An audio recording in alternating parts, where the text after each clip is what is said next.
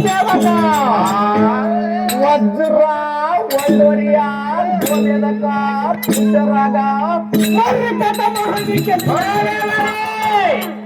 ಚಂದ್ರಮಣಿ ಮಂಟಪಕ್ಕೆ ಬಂದ ಕಾರಣವೇನೆಂದರೆ ಹೌದಾಯಿ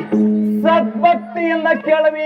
ಚೆನ್ನಾಗಿ ಕೇಳು ಹೇಳುವೆನು. ಆಯ್ತಾಯಿ